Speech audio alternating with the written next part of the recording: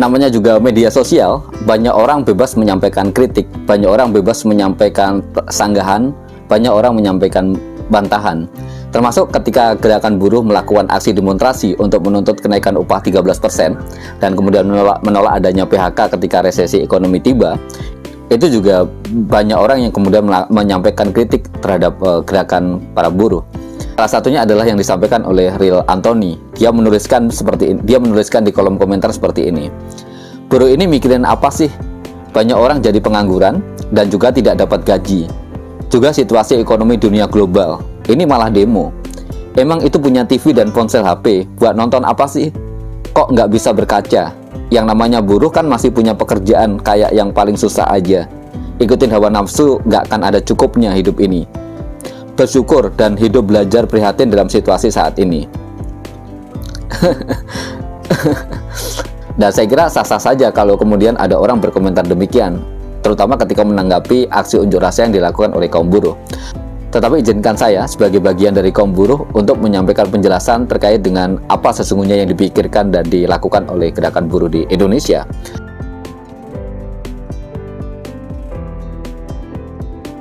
Ketika ditanya, buruh mikir apa sih? Pikiran buruh sebenarnya kan sederhana saja. Buruh itu berpikir tentang bagaimana dia mendapatkan kepastian pekerjaan. Artinya, ya dia bisa bekerja dan kemudian tidak mudah di PHK. Dia bisa bekerja sampai dengan pensiun dan kemudian di hari tuanya bisa menikmati jaminan pensiun. Yang kedua adalah buruh memikirkan tentang jaminan pendapatan.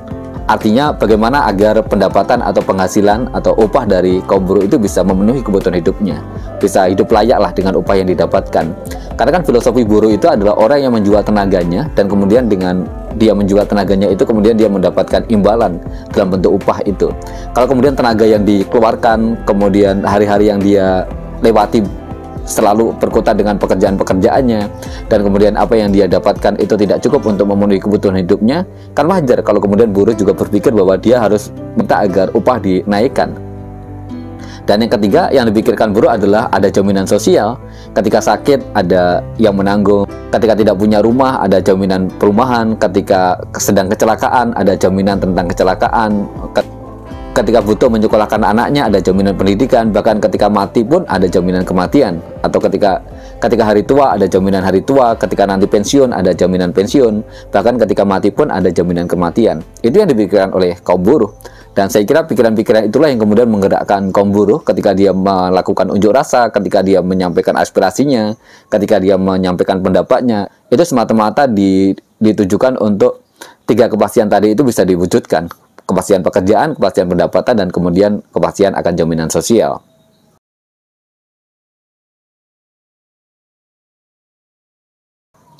Kalau kemudian dikatakan bahwa masih banyak orang yang menjadi pengangguran dan mereka tidak mendapatkan gaji, saya kira itu juga sesuatu yang disuarakan oleh kaum buruh.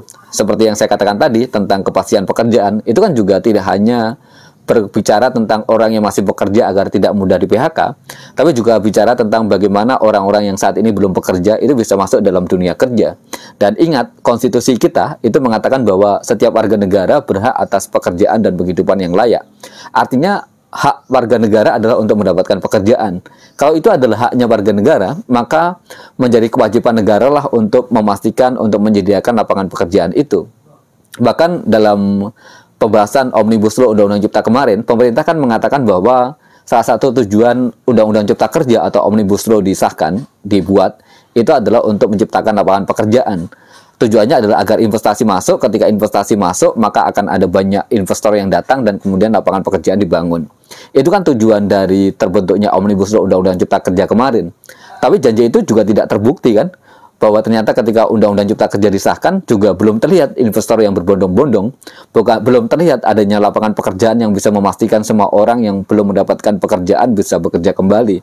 Ini juga sekaligus menegaskan bahwa kritik yang dilakukan oleh kaum buruh itu bukan hanya soal mereka yang masih bekerja, tetapi juga kita juga berpikir, kita juga mendorong agar mereka yang belum bekerja itu juga bisa diperhatikan, itu juga dipastikan bisa masuk dalam dunia kerja.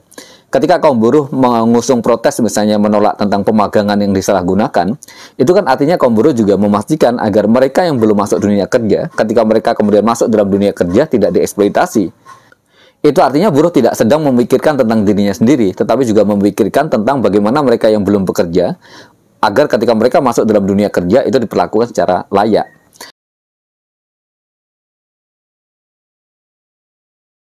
Dan berikutnya adalah terkait dengan resesi global. Ya, kita setuju bahwa resesi global akan memukul dunia usaha. Resesi global akan memukul banyak pihak. Dalam kaitan untuk menghadapi resesi global, itu juga disuarakan untuk memastikan agar ketika resesi global terjadi, itu buruh tidak dijadikan korban, buruh tidak dijadikan tumbal. Ketika resesi global terjadi, maka harus mutlak, maka yang diperlukan adalah perlindungan terhadap pekerja. Karena kita tahu bahwa resesi global itu tidak hanya merugikan pengusaha, tapi juga merugikan kaum buruh. Nah, dua-duanya sudah rugi nih. Kalau kemudian dua-duanya dalam posisi yang rugi, tapi kemudian yang diproteksi adalah salah satu pihak, misalnya yang diberi insentif hanya pengusaha saja begitu, tapi kemudian buruhnya tidak diselamatkan, kan itu artinya kemudian menjadikan buruh sebagai tumbal dalam resesi. Itu yang buruh tidak mau, itu yang kemudian mendorong buruh untuk melakukan aksi unjuk rasa.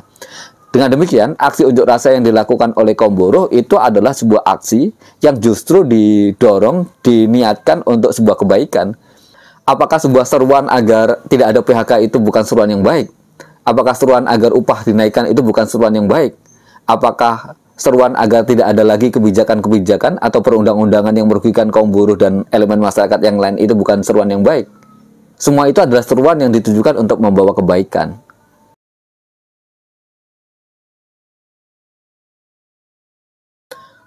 Apakah buruh nggak punya TV, nggak punya handphone sehingga nggak bisa melihat pemberitaan-pemberitaan yang ada? Tentu saja buruh punya kemampuan untuk membeli handphone, termasuk membeli televisi.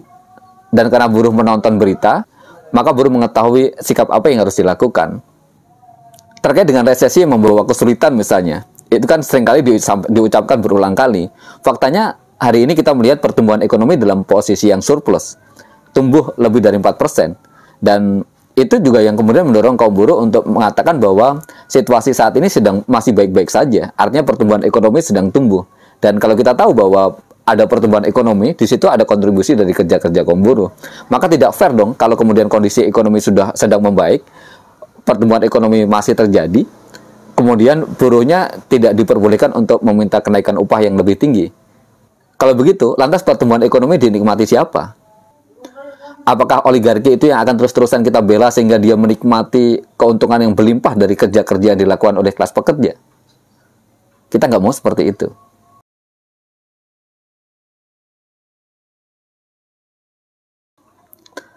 Namanya buruh tentu saja adalah orang yang bekerja dan dia mendapatkan upah atas apa yang dia kerjakan itu. Tetapi buruh yang punya kesadaran, dia tidak mau bekerja dengan cuma-cuma. Dia mau ketika dia bekerja, maka upah yang dia dapatkan bisa memenuhi apa yang menjadi kebutuhan hidupnya. Itulah yang kemudian mendorong kaum buruh untuk menyuarakan lebih keras lagi tentang hak dan kepentingannya. Apakah sikap itu sebagai pertanda bahwa kaum buruh tidak bersyukur? Tentu saja kalau bicara tentang syukur, jangan diajarin lagi. Buruh adalah orang yang paling bersyukur dengan apa yang dia dapatkan. Kalau buruh tidak bersyukur, tentu saja tidak ada orang yang bersedia menjadi buruh. Bagaimana dia harus berangkat pagi dan kemudian pulang petang. Bahkan ada yang berangkat petang kemudian pulang keesokan paginya. Dan itu dilakukan berulang kali terus-menerus. Bahkan ketika pagi-pagi belum sarapan pun, dia akan usahakan untuk bisa datang ke tempat kerja tepat pada waktunya. Karena dia tahu kalau kemudian dia terlambat datang ke tempat kerja, maka upahnya akan dipotong.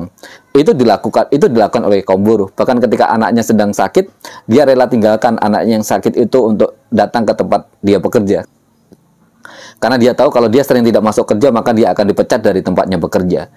Tapi menuntut agar upah menjadi lebih baik, agar tidak ada PHK, agar tidak ada regulasi yang kemudian membuat buruh semakin sengsara, itu adalah sebentuk kesadaran. Dan saya kira itu adalah sebagai sebuah keharusan untuk kaum buruh menyampaikan apa yang menjadi sebuah kebenaran. Kalau kemudian diberi upah murah hanya diam saja, dipecat diam saja, ada regulasi yang merugikan diam saja, itu bukan bentuk rasa syukur, itu bentuk kebodohan.